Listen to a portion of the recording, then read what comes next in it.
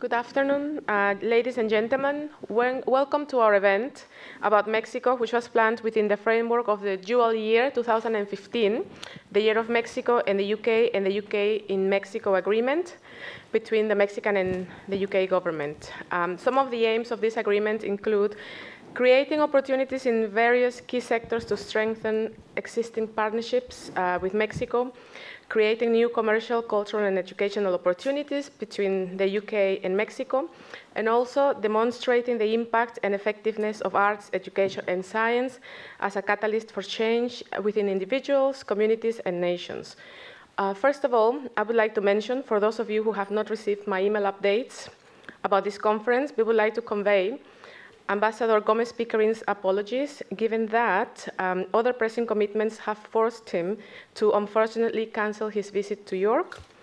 Today, we are pleased to welcome two honorable members of the Embassy of Mexico to the UK, Ambassador Alejandro Estivill, Deputy Head of Mission of the Embassy of Mexico to the United Kingdom, and Evelyn Vera Barreto, Head of Education and International Cooperation. Thank you very much for being here. There was the first roundtable, which already took place. This is the second item of the event today.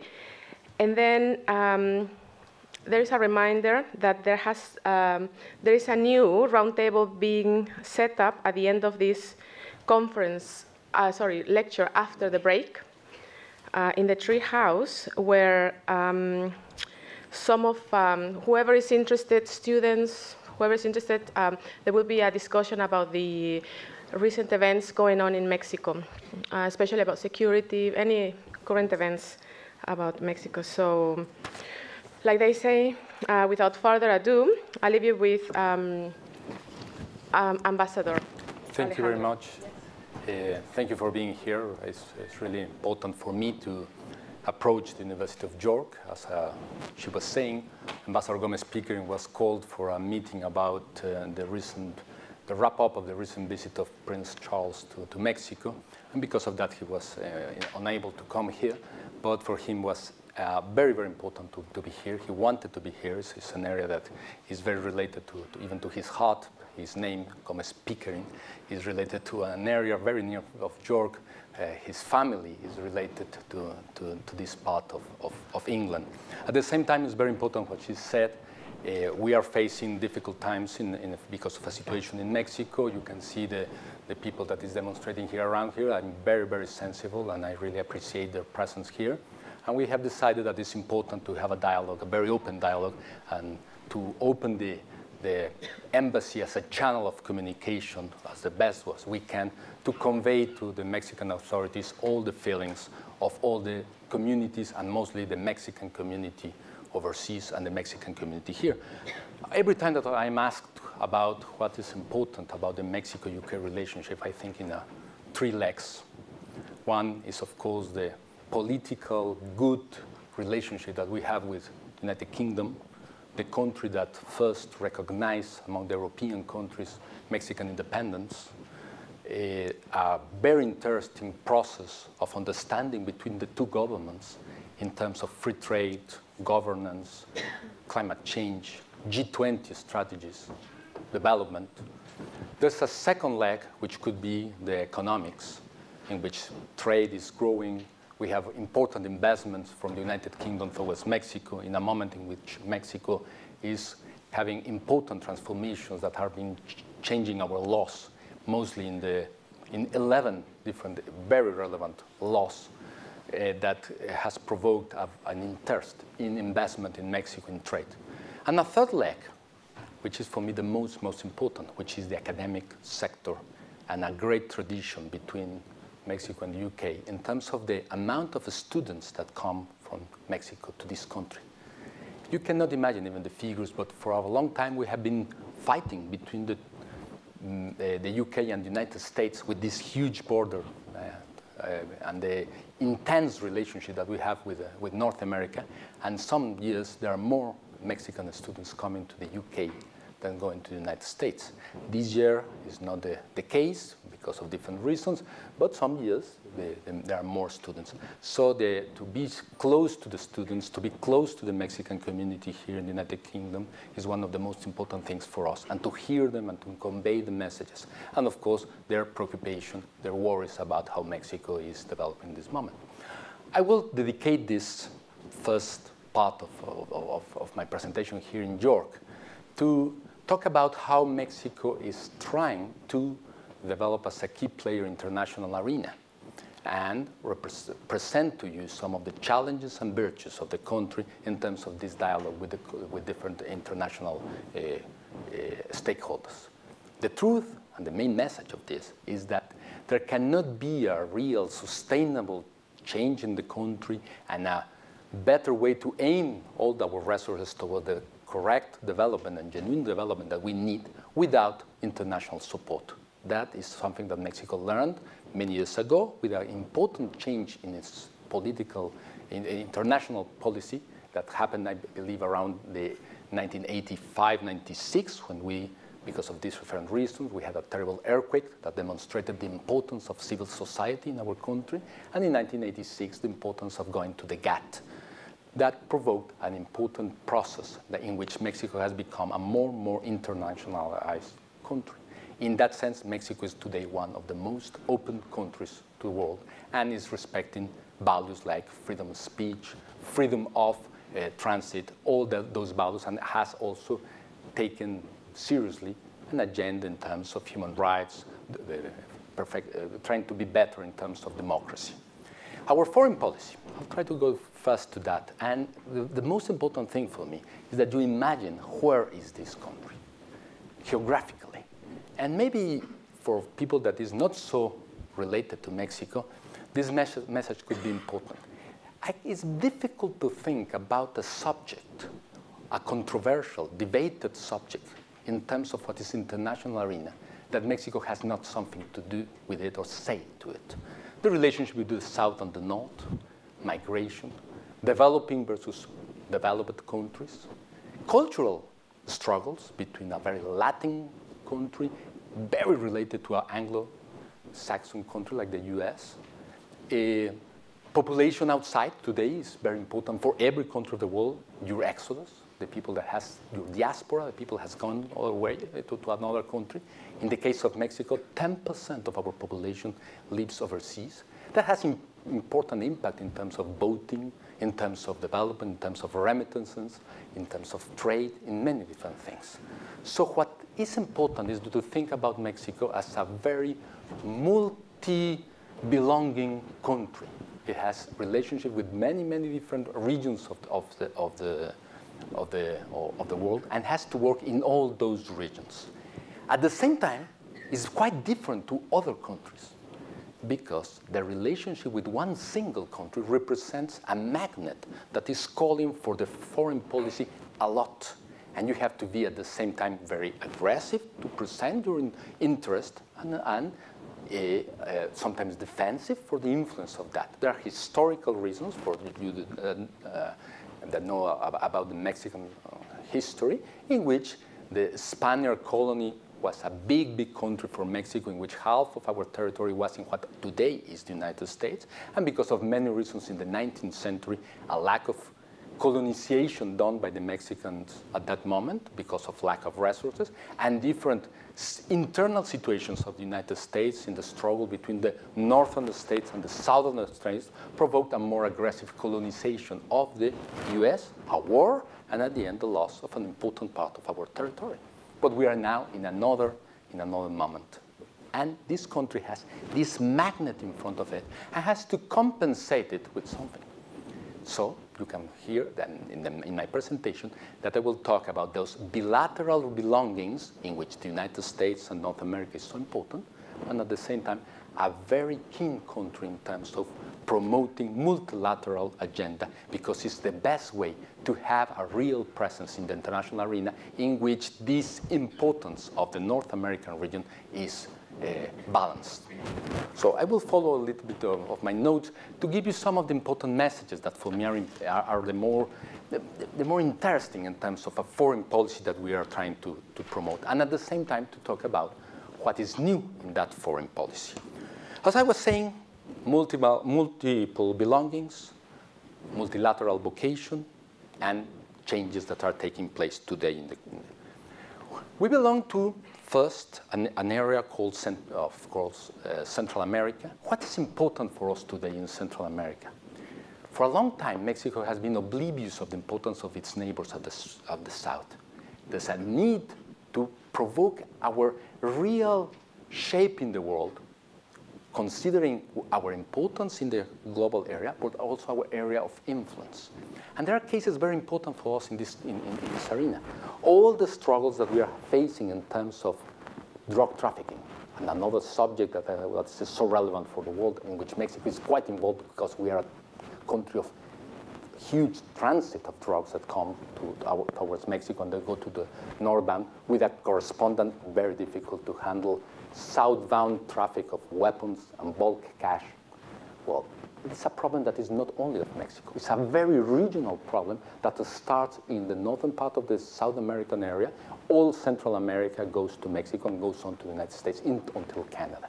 So our agenda in the Central America region is, of course, this decision to provoke a better development in those regions, in those countries, in such a way that the institutional empowering is sufficient so that to be more capable of reacting to these kind of problems. Migration is also a very regional problem.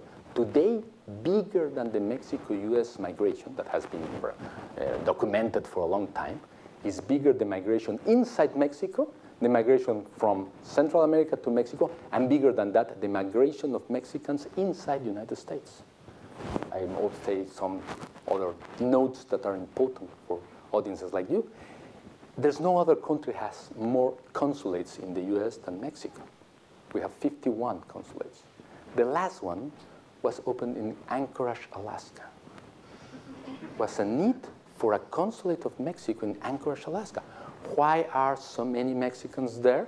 Because in seasonal terms, it's not such a socioeconomic reason, but in seasonal terms, the way of working in the fisheries of the area of Alaska is particularly important for them. And they can earn money in those and go back and have important also economic activities in Mexico. That provoked us to have a consulate there. But the development of Central America and a process of better institutional framework in that area is the most important for us. We are in a program dedicated to equalize different strategies in terms of transport, electricity, interconnection of that, and is an aggressive vision trying to be more and more present in our area of influence, which is Central America. Of course, that takes us to the rest of Latin America, but before doing that, the Caribbean. What happens with the Caribbean for us in this moment? You have to think about Mexico not only as a country of this mestizo culture with the Spaniard heritage, the indigenous one, is also a very African country in terms of our history. 1.5 million Mexicans have an African origin. It's very important in our coast, how it has worked, and we have not been sufficiently active in terms of the Caribbean. For a while, I was Director General for Cultural Affairs, and it was very difficult to diffuse information about what's happening in Mexico. And because of a huge scholarship programs in which we started to bring a lot of Caribbean, Anglo-speaking Caribbeans to Mexico, to our educational system, that provoked a complete different vision in the Caribbean about our country. For them, it was very difficult. I remember being in Trinidad and Tobago, in St. Kitts and Nevis, making interviews in the early 2000s, and some Caribbean people telling them, you are going to be in St. Kitts, I remember, you're going to be in Mexico City studying. You can imagine how big is Mexico City? And the answer was, like Trinidad and Tobago. No, it's bigger than that. 21 million people together. And those guys were saying they have never seen something of that size. So we have a huge program sending them, teaching them Spanish, even with the help of other countries like the Venezuelans that have taught us a lot about how to deal with the Caribbean region, because Venezuela has a really important presence there and has helped us in that area. So today is an important decision of the country that our area of influence is going to be Central America, the Caribbean. And of course, we have to deal with our Mexican communities in the United States to make this circle of where we are and what is going to be our first circle of influence, talk, development, projects, very specific projects. The name of the game there is cooperation, different projects of cooperation with them. Then, of course, I have to go to Latin America. There's another struggle in terms of understanding a country like Mexico. I was saying to you, Latin versus Anglo-Saxon. If you talk about cultural links of Mexico, Mexico is a Latin American country. If you talk about economical links of Mexico, Mexico is a North American country. Even in the schools here in Europe, it's difficult for some teachers to exactly say where ends Central America, where starts North America, where starts Latin America. And then the Germans put a problem there they called something Mittel America, which is more complicated, and it's called Mesoamerica in Spanish, which is a very, very cultural vision, but is incredibly relevant. You know that we see it in the same way from the middle part of Mexico, Zacatecas, till the middle part of Costa Rica, Guanacaste. We see it similarly. We have a corn-based food culture, very dedicated to that. We have a same system in terms of trade and that provokes this vision of what we are a Mesoamerican country. But in cultural terms, because of the Spaniard vision, we are a very Latin American country. For a while, we have been in a shadow game with Brazil, who is the big guy in Latin America, Brazil or us. The Brazilians had a good geopolitical vision about that, saying if we can split the continent in a North American region and a South American region, there's a big country of the South American region, which is Brazil, no doubt about it. And in the northern part is a big country called the United States, so Mexico is not so important. For us, it's important to preserve, although it's a duality there, a Latin American vision.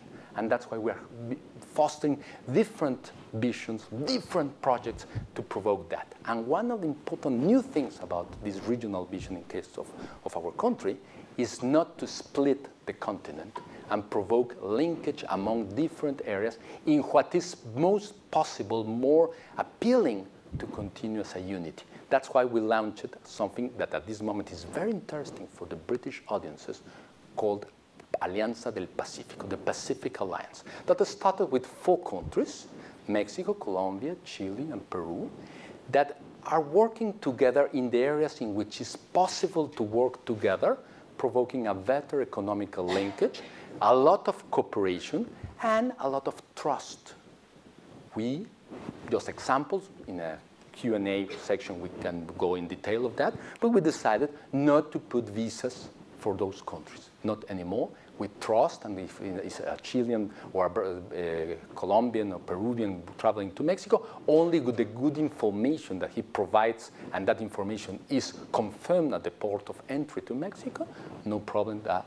And that will provoke more businesses, more activity in those terms. So it's a way of really preserving that unity of Latin America that for us is very important. For me, it's important to convey to you that Mexico is not a country that has decided to go to the North American side. No. It's a country that understands a duality here. And in cultural terms, in educational terms, in most of our development agenda is going to be Latin America. But of course, we have this magnet there in which North America represents one of the most incredible areas of the world. Let's go to North America. As you know, we signed NAFTA. We signed NAFTA in 1993, and since then, 5 times the trade has been increased. There's a usual say that maybe NAFTA represented a too much belonging of Mexico to the US. Sometimes people think about the sharing. Before NAFTA, our sharing in terms of imports from the US was more than 85%. Our exports to the US was almost 87%.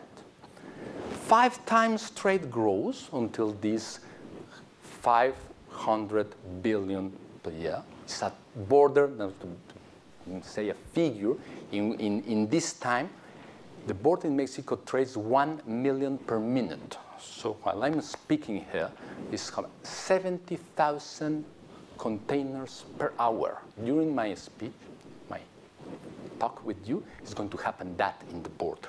All that is happening in the region.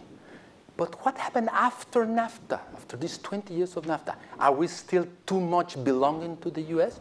You know, our exports to the US are still 85% of ours in the share, a little bit less, but our imports to the world came to 64%. So diversification came with NAFTA.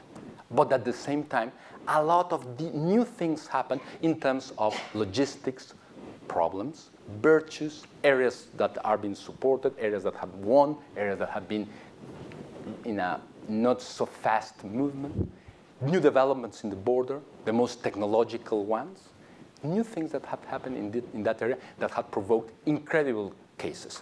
For example, there are pieces of a car that is produced in the North American region. I think that today Mexico is the 4th largest producer of cars in the world. The piece of the car that crosses that border 5 times to end in a part of a car. That kind of things that we never realized was going to be part of the North American region. There's a critic, an important critic. Is much of this trade that I can really show incredible figures about it, of that trade, is much intra-firma. It becomes that the same company in one side of the border goes to Mexico and then goes back on one side to the other. But at least there are other figures important. The more the best growing salary jobs in Mexico have been those related to NAFTA. So there's a factor of development in that area. But at the same time has provoked an incredible new area of or complex challenge in terms of migration and security. In those 2 areas is something that I really have to send a message, because it's today the most stressing area, of course, for the foreign policy of Mexico. Migration, not so much in the last years, but we know that the problem is still there. In 2013, migration between Mexico and the US was negative. More Mexicans came back to Mexico than went to the US. After a year in 2005, in which we were reaching the 400,000 Mexicans crossing to that area, imagine. Now it was negative. But as soon as the construction sector in the US starts to grow again, it will be a magnet and many Mexicans will go there. It's a very structural problem with a lot of cultural aspects. There are areas in Mexico in which there is a sufficient wealth situation to live, but relatives are in the US and they're sending signals about the opportunities and the difference of salary that provokes a migration process. Some gossips. There's an area in the Bajío in Mexico in which if a person of the family has, a male person of the family has not migrated to the United States, can be questioned about his courage. As someone, no, he's a strange boy. He has not tried. He has to try. I was talking today about UK-Mexico relations in terms of migration, and we do not have a migration problem to the European countries, not to the UK. Why? Because of that magnet of the United States, but at the same time, because there's this structural reason that comes since the 19th century, in which the families are so connected that goes one to the other side. But more important than that, for the US, Mexico is also every day more and more relevant. We crossed in being as a share in trade for the US before NAFTA around 1.2% of their trade to 15% today. So we are today Mexico, an internal domestic issue, topic, however you can call it, of the US. That is very important. And the biggest exodus of the US in another country, migration, it's also the other side. We have, it's difficult to know the figures, In this note says 800,000 US citizens in Mexico. Some figures, depending, because there are many seasonal moments, is more than 1.5 million US citizens living in Mexico. The majority overstaying their visas, but we are not so concerned about that because it's mostly people retired that they have decided to go, good weather, they think there's a good opportunity to live there, and they decide to go to Mexico. Let's go fast to the other areas of the world. The president of Mexico is coming back to Mexico today after going to the Orient area, to China, and of course to the meeting of APEC, for he was very, very important to preserve that trip and be there because this is a huge area of opportunity for us in terms of a new great idea for Mexico in terms of free trade, which is this Trans-Pacific Agreement that we are moving ahead as part also of the modernization of NAFTA. NAFTA has started to face its limits because in a very schematic way was a free trade agreement between the most relevant, more advanced in its time, between three countries, Canada, Mexico, and the US, in which we put all the table to have a great launch, and we had a great launch for 10 years until a new guest arrived, and his name is China. And he is incredibly active, and he eats a lot, and he produces, and he has become the new player in NAFTA. We need something about that, and we need a more extensive, broader scope about our free trade, and this Trans-Pacific Alliance is going to be our new area of development. Of course, the technologies that are there, and after the reforms I will touch a little bit in this moment, is also an area of opportunity to call for investment, to call for human capital, and some other development models that are very important. Africa. I will be here very, very humble. Africa has been an area in which the foreign policy of Mexico has not developed the way it had. First of all, we do not have an important presence. Budgetary reasons has provoked that our foreign policy has been oblivious about most of the sub-Saharan Africa. We have important embassies in Morocco, in Algeria, in Egypt. Of course, Middle East, we are present. We opened not so far away, 12 years ago, representation in front of the Palestinian Authority. And in the rest of Africa, Kenya, South Africa, we opened Angola, we opened Nigeria with a lot of problems. And we have started so many new ideas in our foreign policy using the strategy of the Alliance of the Pacific. The 4 countries that started the alliance, Brazil, Mexico, Colombia, Chile, and Peru, can jointly open embassies in Africa. That's what we are doing. I faced that personally when we presented a candidate for being at the WTO. Mr. Herminio Blanco, the former Mexican trade minister who really negotiated NAFTA. He's very well recognized because at that moment NAFTA was a strange project, a very small in terms of economics country dealing with the biggest, how we were going to do that. So he was the mind behind that. So he can be a good candidate for the WTO. And he was the best candidate in every voice that we heard here in London and in all the European countries.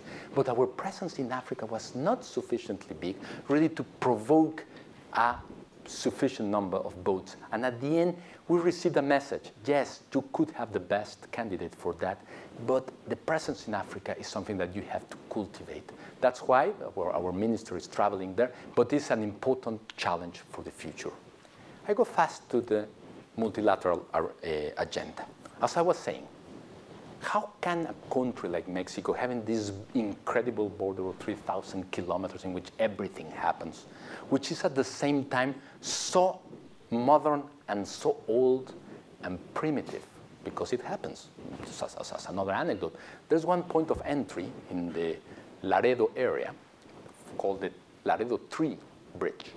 It has the most modern technology of the world. All containers can be reviewed with X-rays, things like that. So amazing.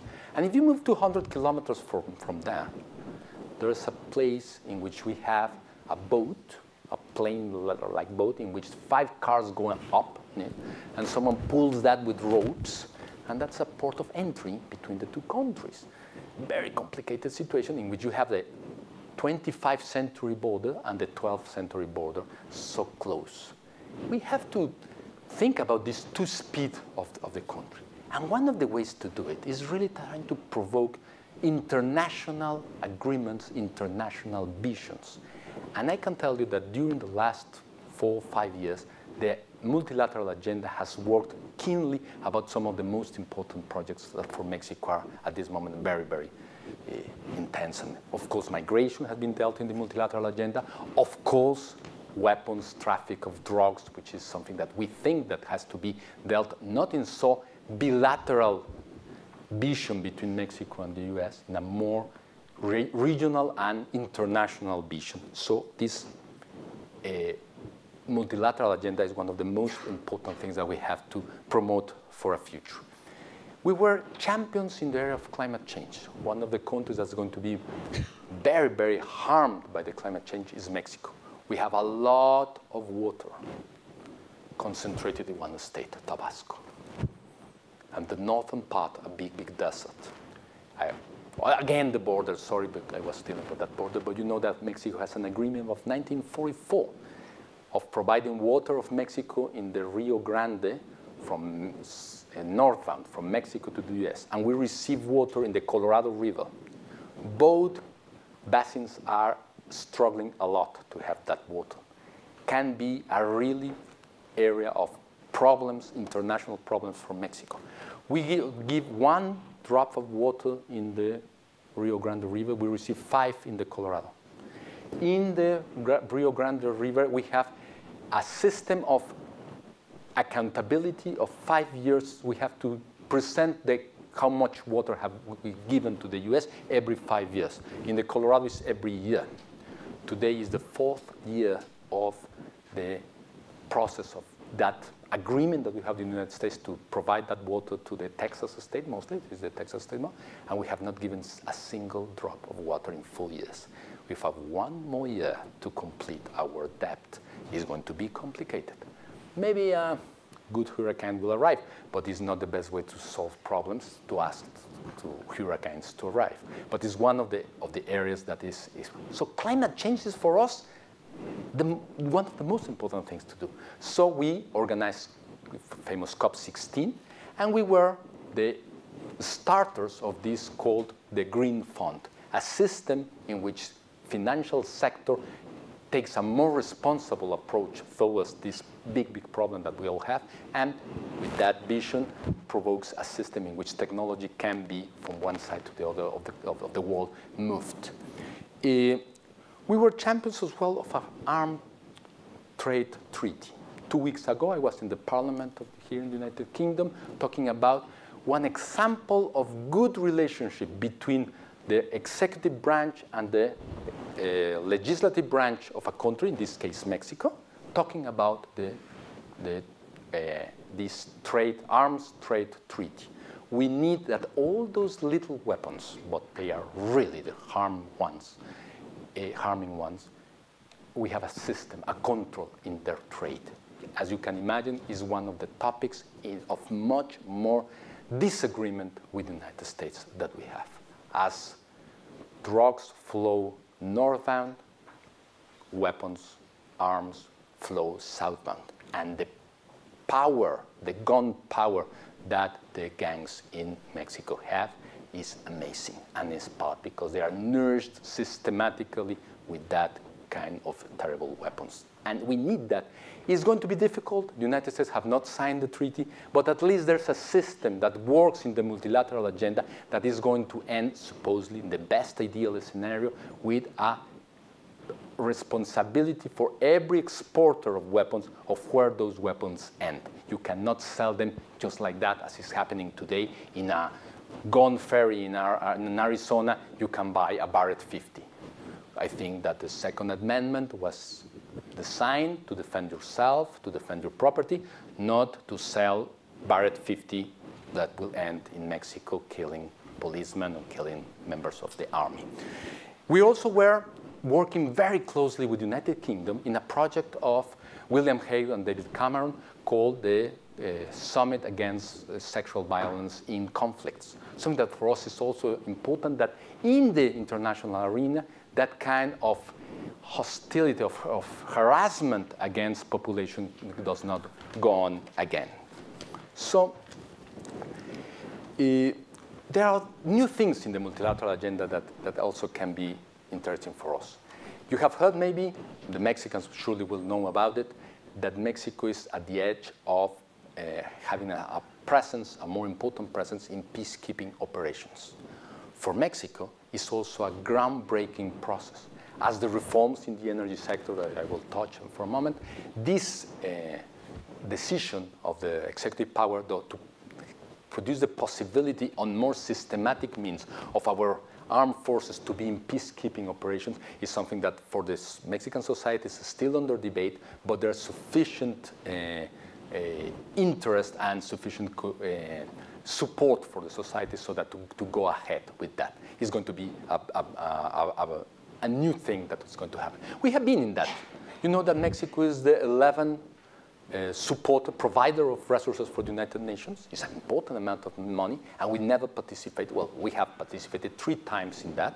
In the early 40s, in that time, we participated in the Balkans and in Kashmir, but in the most relevant one, we participated in El Salvador, in mostly the process of electoral process, the skills that Mexico has in terms of organizing elections and equipment for elections was important there, and we participated, and as well as with policemen, civil policemen that were very active in the process of peace of El Salvador.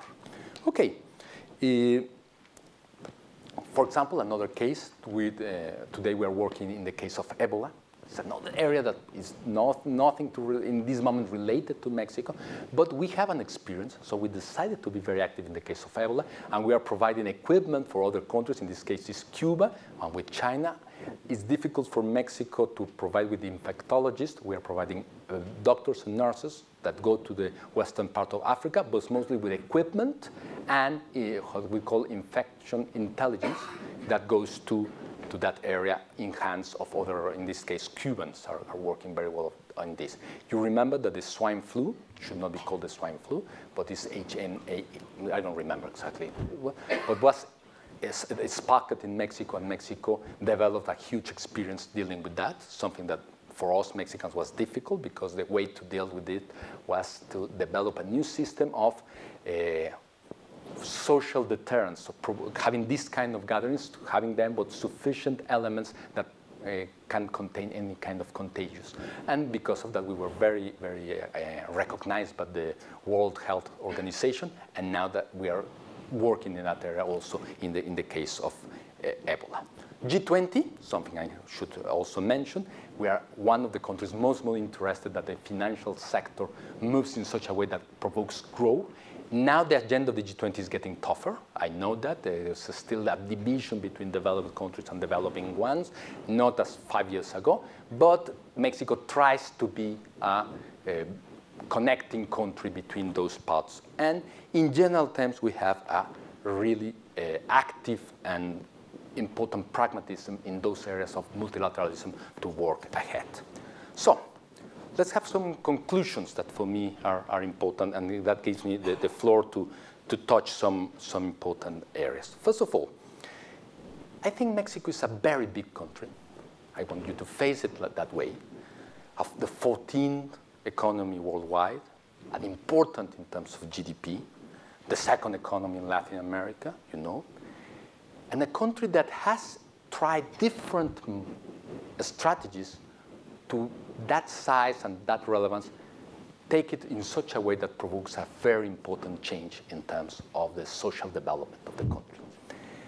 When the administration arrived, they decided to make an important diagnosis of what is happening in the country, that all this international importance is not being correspondent in terms of the social development of the country.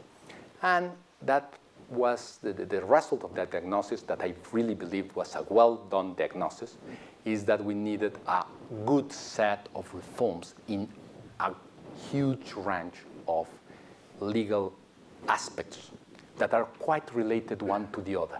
And Mexico had tried to solve one or the other, but not so comprehensive, the set of those. Everybody talks about Mexico energy reform. That has been something like, it's an incredible change, because it seems for a long time that Mexicans had in their ADN and DNA something that said, and you will be growing like a Mexican, but you will never accept that foreign money can go in the oil sector of your country. Because in the genetical information of every Mexican cell, because 64 years we had a monopoly for working our oil industry. Something that comes from a very important historical reason in 1938, after a struggle between the foreign companies, many of them British, and the unions of Mexico, in which the government decided, I think correctly, fairly, in favor of those unions. And that provoked this image that the Mexican oil belongs to Mexico. Preserving that element, that the oil is reserved for the nation, we changed our system, and was a huge step. But the important thing here is that it's not only that. That is related to all other different activities of the Mexican society. First, I have to confess, as an element, that a third of my salary comes from the royalties of the national Mexican oil company, Pemex, one way or the other. That's how related our oil industry was to the budget of the country. It's too much. 33% of a country's budget comes from the oil revenues. You have to do so. So you cannot change your energy sector without changing your fiscal sector. So there's a reform in the fiscal sector as well. And was a very unpopular reform done by the president at that moment, in which he decided to tackle on formality. One of the biggest problems of the country is that there's too much economic activity, incredibly big economic activity, very informal. It does not pay taxes. You know that we are the lowest in the OECD in terms of taxation. 16% we tax. It's too low. So we did that reform. And then we need an educational reform, because all that cannot be done if we do not invest in what we are today more important, which is in manufacturing, in engineering, in those areas. Today, Mexico is graduating more than 113,000 engineers per year. Now, a really important process to cope with the needs that we have in this energy sector, that will need all those engineers, and we'll need them very fast. And we also change our financial system, because we have the healthiest banks in the world, maybe, yes. The Spaniard banks were healthy after the crisis in Europe, mostly of the profits that they were having in Mexico. But the penetration of the credit is very low. So we needed a financial reform. But also the flexibility of the labor sector was not enough, so we did a labor reform. At the end, it's 11 reforms. It's an incredibly big set of reforms, and the country is exactly there. Yesterday was an event like this, in which many scholars recognized it and debated about that speed in which Mexico is going. Myself, as a representative of the Mexican government, and as a Mexican, I believe that I'm facing one of the most interesting processes in my country of a lot of changes, with vacuums, with problems, with realities that are going to be complicated, but indeed it's going to be a very, very important country for the future, that is really coping with its problems and doing what is needed and trying to put the complete society in those times. My conclusion is, for the foreign policy, first, I'm very sure that we cannot do all those domestic things, reforms, processes without international support. And to call for that international support is the reason why I'm here. I have to diffuse the image of Mexico. I have to talk about openly, freely about what is happening in Mexico. And I have to hear and understand what the world has to say about Mexico, so that we make a better Mexico. That domestic process of change cannot be done without the help of the international sector. Cannot be done without a generational change. The average age of my country is 27 years old. We are a very young country. It's going to get old. But today, is very young, has a demographic bonus. For the next 30 years, we're going to be in the best in terms of our labor capacity. If we do that only because of labor, we are going to lose that opportunity. If we do it, if we do that with intelligence and better prepared people, is going to be very important. I think there's an important generational change in the country that we have to take advantage of it. And there's another thing that is very related to the foreign policy. Mexico was not very participative in the international arena for a long time because of different reasons of not being open to the scrutiny of the international views, international eyes. So we do not mess with the world, so the world does not mess with us. That has changed. I have been very sure that has changed for good reasons. It's going to be tough, yes, but we need that international scrutiny. We have to be open with freedom of speech, freedom of any kind of expressions. Trying to do that is the only way in which those different wills of the country, that some are fast, some are not fast, are going to really face the empty spaces that we are still living, and we're going to fill them in that way. So it's a very interesting process for a diplomat to be here in this moment of Mexico. We were used to go out and say what the usual speech used to put in front of us. Today, we have a real belief in this country, but at the same time, we know exactly that it's changing very fast. And we have to be more involved with international actors, international stakeholders, to provoke this change to be the most positive for the development of the country. I will leave it here, and I'm open to questions, and I will try to answer as much as I can. Thank you.